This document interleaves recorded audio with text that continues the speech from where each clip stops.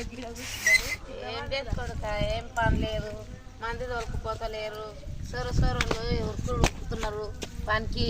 నన్ను ఏమంటలేరు, దా పెద్దమ్మ అంటలేరు, దావు అంటలేరు, ఏమంటలేరు కొడుక. ఏం తింటూ నేను ఎవరు తెచ్చి పెడతారు నాకు?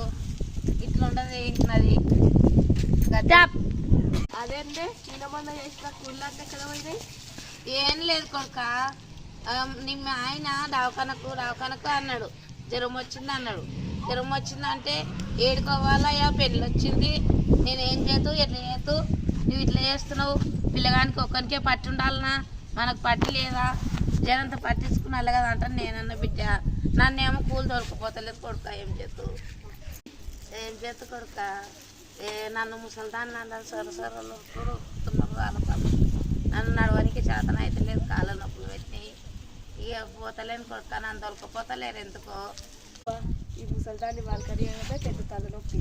ఎందుకు వాళ్ళకని ఇక్కడ నుంచి డబ్బున చెకప్ కావాలి.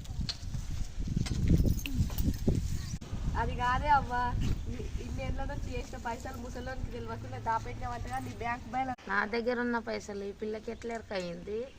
అంతగానం ఆలోచిస్తున్నావు, నీ దగ్గర ఉన్నాయి కదా 10 లక్షలు. ఏమే అంతగానం ఆలోచిస్తున్నావు, నీ దగ్గర ఉన్నాయి కదా 10 లక్షలు. ఏవతే నీకు చెప్పింది? నా తాన 10 లక్షలు ఉన్నాయని చెప్పిందా? ఎవరు తొలకరాపో. పెద్ద దగ్గర ఉంటే నన్ను కొట్టేటట్లే ఉంది. మెల్లిగా ఇటుకెళ్ళి జారుకోవాలి.